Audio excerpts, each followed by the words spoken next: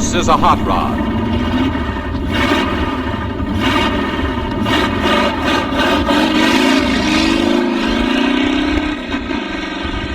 And so are these, all of them. Every kind of car and every type of motor appears here, representing many man-hours and hard-earned dollars. A great share of the latest improvements in modern high-compression automobiles were developed right here on this hot rod strip. These men are pioneers in the field of hot rod racing. They have helped to overcome a public distaste for the words hot rod, and have served as an example to their younger members who are made to realize that their cars should be built for safety as well as speed. Each car has been inspected before it embarks on its time trial. The desire for perfection has created a sport that is educational as well as exciting to both participants and spectators. This is legal hot rod racing. There is no speed limit here. The idea is to go as fast as you can against a common opponent, the clock.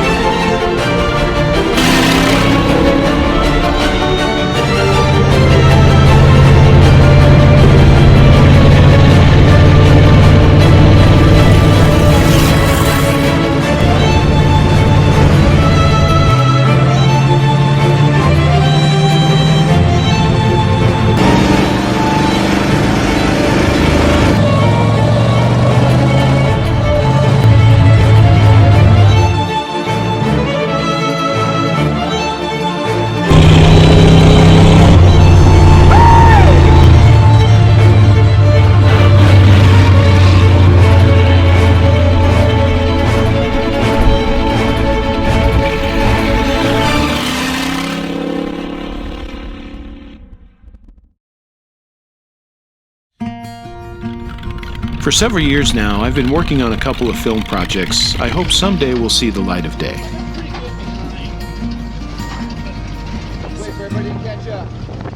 When I heard about this event, it fit right into what I had already been working on, and I was excited to take it on as a project.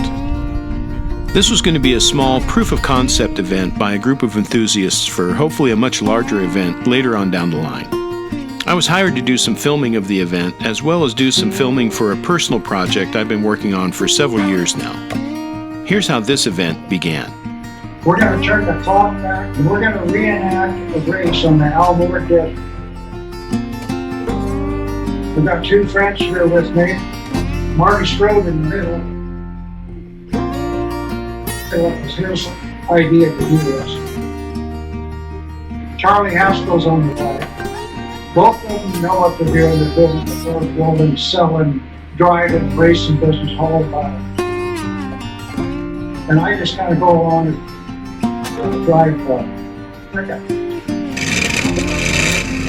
Jim does a lot more than just drive a pickup, but that's for another video entirely. Marty, why don't you tell us about this idea? Well, it all started when I started rebuilding this car. This was our last race in '54 at El Mirage, and I got the job to take it on. And as it came along, we thought, we'll go down and do it. I thought we just take it out there and run it. I mentioned to Jim, and Jim, of course, was pulled by the horse and no, we're going to have to win. Here's a little more background into the players involved. Charlie is a true salt-of-the-earth human being who lives, eats, and breathes this sport. He was massively responsible for the success of my filming. He's a true pillar in both the hot rod community as well as his own, bringing his knowledge and enthusiasm of the subject to the next generation. I highly recommend you check out his Instagram at North Palm Speed.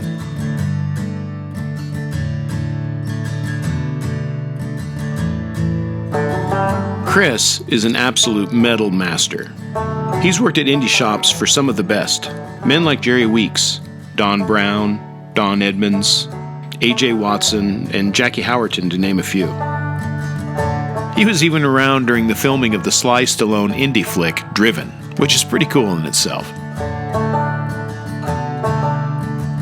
Marty is a true pioneer in the sport. A world-class craftsman and car builder, Marty has been at it for over 60 years, building his first roadster at the age of 14 before he could even legally drive anywhere other than the family driveway.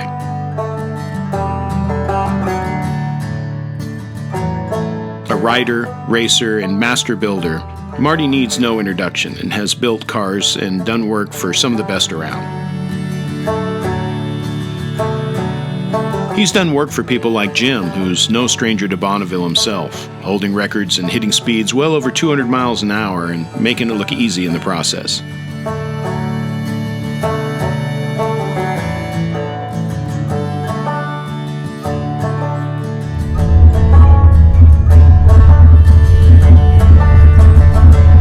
Jim's absolute zest for life is contagious to everyone around him. He's also one of those multi-talented guys. In addition to racing, he's a prolific author, writing several books on various subjects. Feel free to check out his website at jimlindsayauthor.com. He's the real deal.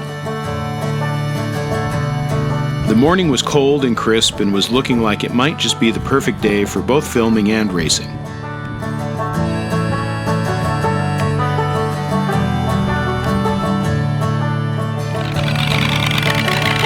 Ed was already out taking laps in the belly tanker, getting her warmed up and ready for the day ahead. As the sun broke the horizon, the feeling in camp was calm and relaxed. No wind going that way. It's really nice.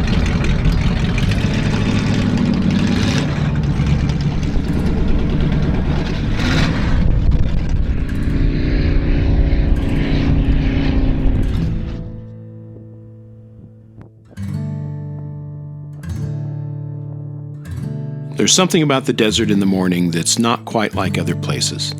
Add these cars into the mix and the scene begins to feel a bit surreal. More people began to show up and everyone was excited to get things going.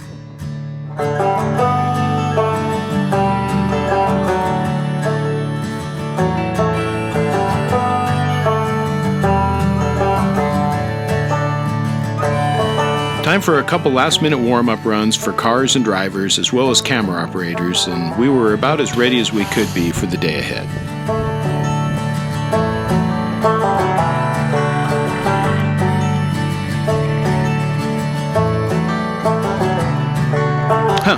I guess Jim really is driving the pickup this time around.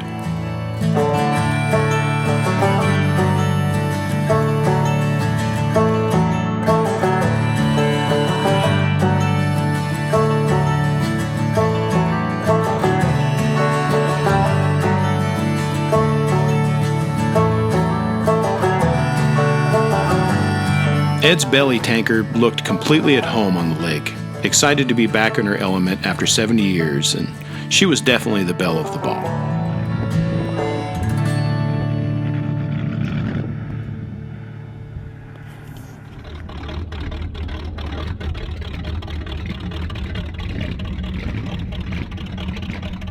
As we began to pick up the pace, so did the wind, finding its first victim in my tent and camera gear.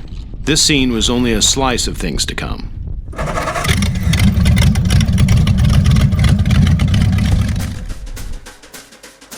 We pushed on despite the rising wind speeds and got ready to hit the playa in our own version of Burning Man.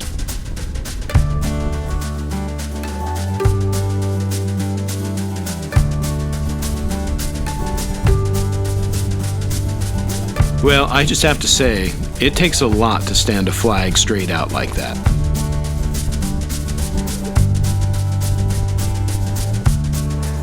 I heard later on winds would be clocked on the lake bed near 70 miles an hour that day, and I completely believe it. However, like ducks to water, no one seemed to mind and everything went on as business as usual.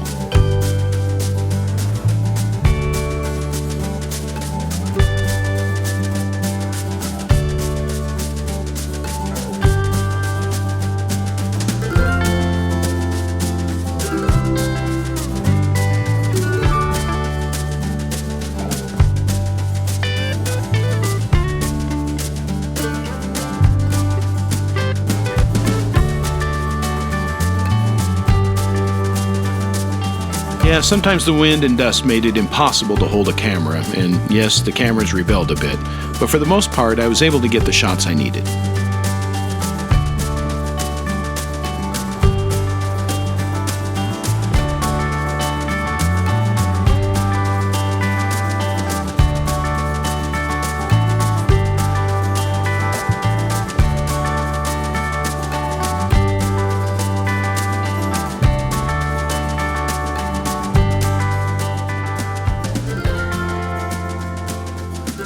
The idea was to try and create a short concept film that looked like it was shot in the late 40s to mid-50s. Yeah, I know that's a 50-star flag from 1959, an aspect which fell through the cracks during our hurried preparation. And I found myself at least once in a while trying to shoot around its extra stars.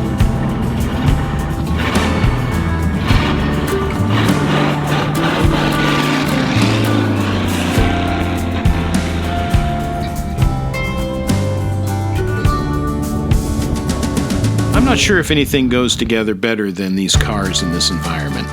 They seem to belong to each other.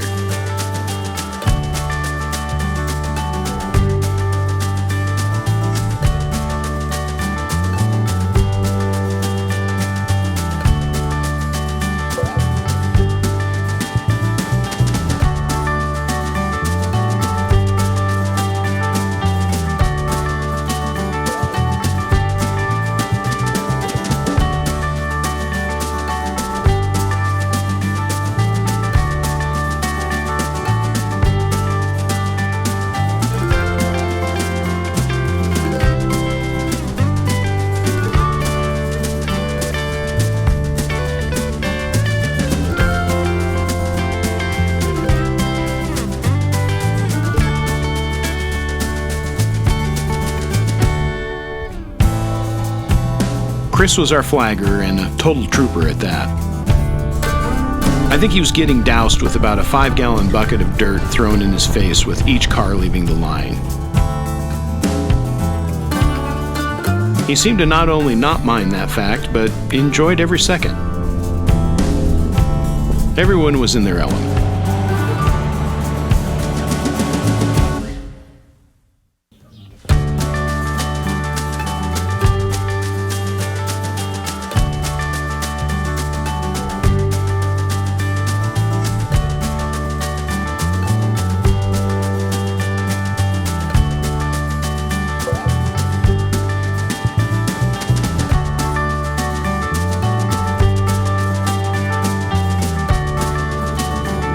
Filming was going well, and we were even able to get that quintessential push start we see in the old newsreels from back in the day.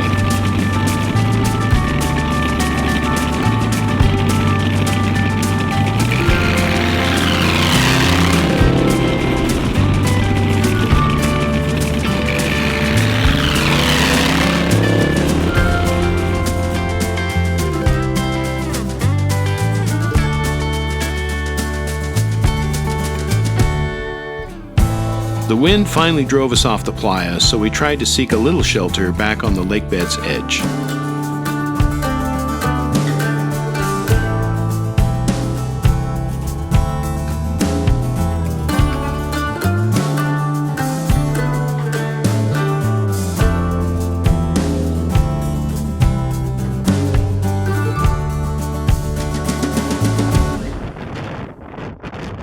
Yeah, that didn't work too well.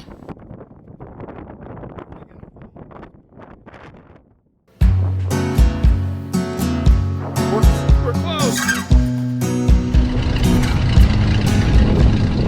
After a little fuel for both bodies and machines, we headed back out to get a few extra random shots. These cars looked too good not to see what we could get just by exploring.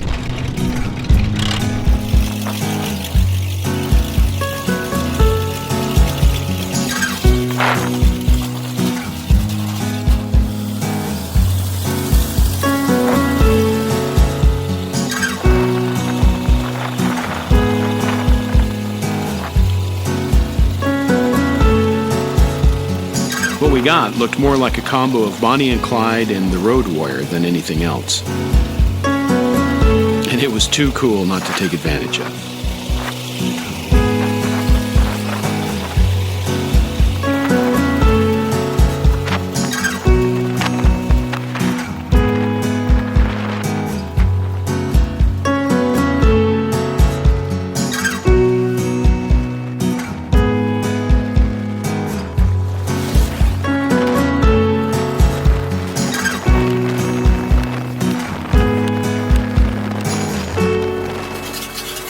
I can't believe I'm driving an East Coast on a dry lake.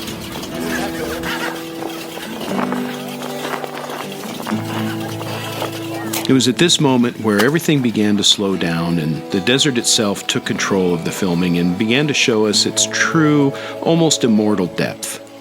It reminded us time almost stands still here, and that timelessness was apparent to everyone. No longer was this a small conceptual gathering of people with goals in mind, but was now a shared moment. Something that all who participated in will remember forever.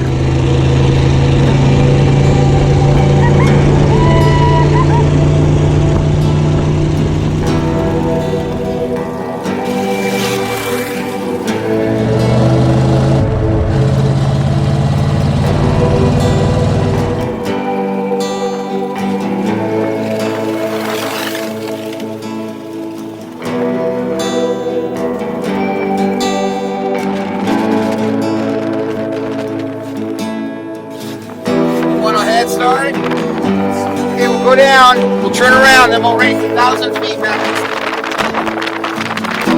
Race that way if you want. As you go, we'll go about 3 degrees that way, I'll go about 3 degrees this way, so if we have a problem, we're good.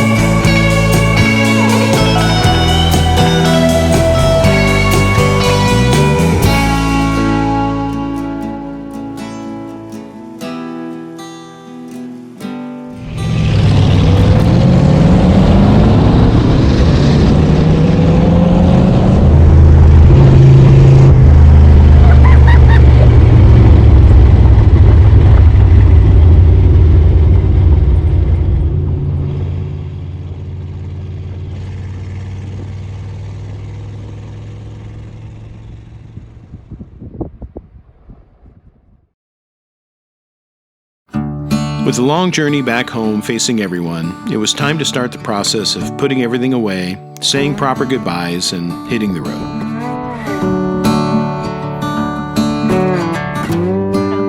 It's footage This like old boy, you can use it he has or a picture of not, that car. but Yeah. He has a picture of that car in 1950 with him in his RV. Oh, really? Yeah, that still looks exactly the same. Wow. Yeah. Special thanks have to go out here to my cousin Josh for helping me film this incredible event. He's been along on many of my adventures.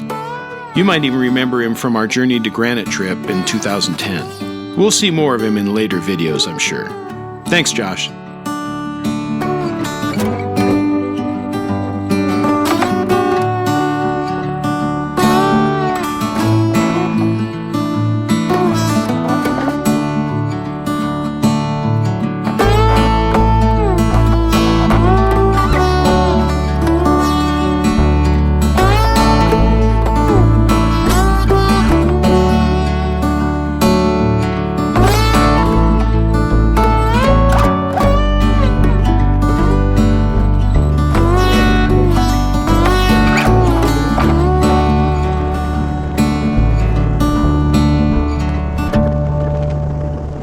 There's something very magical to this place, and it spoke to me on this journey. I'll definitely have to come back here with no plans or agenda, see what special gifts this place has to offer up on its own. I'm sure the next time I see the Alvord will be a special time indeed.